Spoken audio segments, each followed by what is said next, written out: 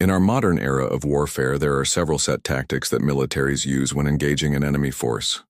These range from the use of drones to pinpoint enemy locations to massive coordinated attacks using tanks and air support. But did you know that many of these modern battle tactics have roots that stretch back to the Middle Ages? In fact, there were many similarities between medieval battles and modern ones, including strategies and formations used by each side. So what are some of the most interesting battle tactics used during the Middle Ages? Keep watching to find out. The bait and switch. The bait and switch tactic is one that's commonly used today by special forces teams. It involves hiding soldiers in an area where they are not expected, so that the enemy will move away from their original position. This makes it easier for the attacking force to take out the enemy, or for the defending force to ambush them. While it might seem like a relatively modern strategy, it was actually first used during the Middle Ages. A famous example of this was used by the English at the Battle of Lincoln in 1217. At the time, King John was fleeing the English city of Lincoln after his army had been defeated by a rebel force led by his brother, Prince Geoffrey. As the royal party fled through the streets, they came under attack from the townspeople. But the royal soldiers fought back bravely and eventually drove the townspeople away. However, this was all part of a plan by the rebel leader, since he had left a large force of soldiers hidden in houses nearby. As soon as King John's men fired the signal cannon shot, the hidden soldiers came out and attacked the royalists. They were completely surrounded and overwhelmed by the rebel army and suffered heavy casualties. Eventually, King John himself was forced to flee and hide in a ditch. He was later captured and taken to London, where he was forced to sign a charter guaranteeing certain liberties and rights to the English people. Hide and seek. Another tactic that's still used today is hide and seek.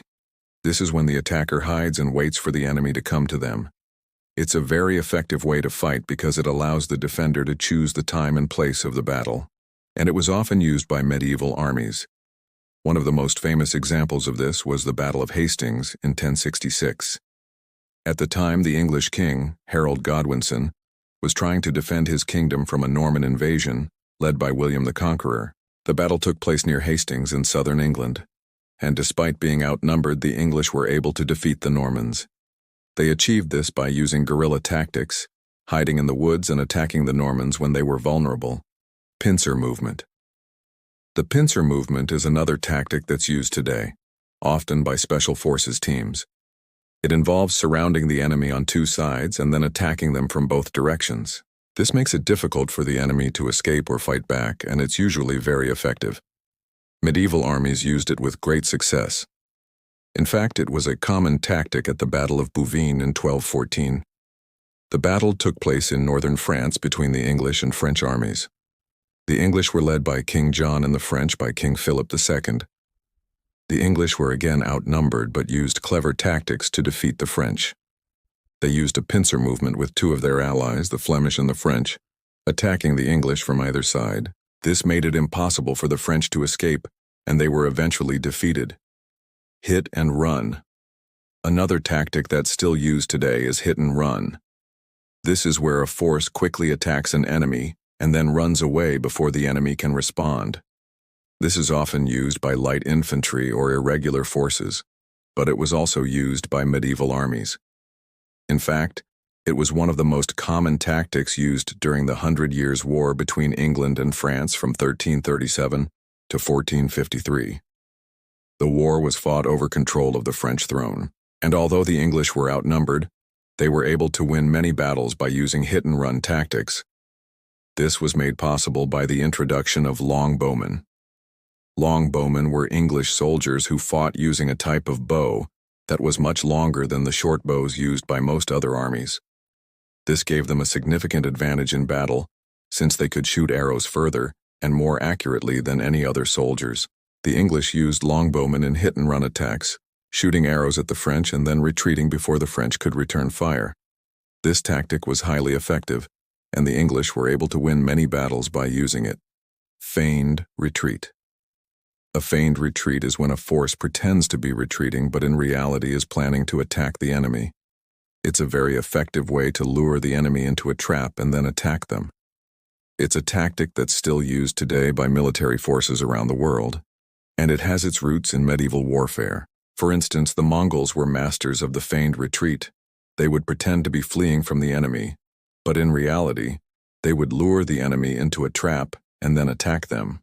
Genghis Khan used this tactic with great success in many of his battles. One of the most famous examples of a feigned retreat was used by the English at the Battle of Crécy in 1215. The battle took place in northern France between the English and French armies. The English were outnumbered, but again used clever tactics to defeat the French. The English pretended to be retreating, which caused the French to chase after them. However, once the English had lured the French into a trap, they turned around and attacked them. The French were defeated, and King John was able to return to England. Encirclement. The encirclement tactic is when a force surrounds an enemy and then attacks them from all sides. It's a very effective way to defeat an enemy since they have no chance to escape or get reinforcements. And it's a tactic that's still used today. In fact, it was one of the most common tactics used during the Middle Ages. For instance, it was used by the Spanish during the Reconquista, the period of time when the Spanish were retaking the Iberian Peninsula from the Moors. The Spanish would often surround Moorish cities and then attack them from all sides until they fell. Decoy. The decoy tactic is a very simple but effective one. It involves placing something in one location to attract the enemy's attention, while the real action takes place elsewhere. It's a tactic that's still used today, especially by military forces. During the Middle Ages, the decoy tactic was often used by armies to protect important members of their leadership. For instance, during the Battle of Agincourt in 1415, the English king, Henry V, had a decoy made up to look exactly like him. The decoy was placed in one location while the real king hid somewhere else. This was done in case the English were defeated and the French wanted to capture the king. The decoy was successful and the French never found the real king. Ambush. Finally, we have the ambush.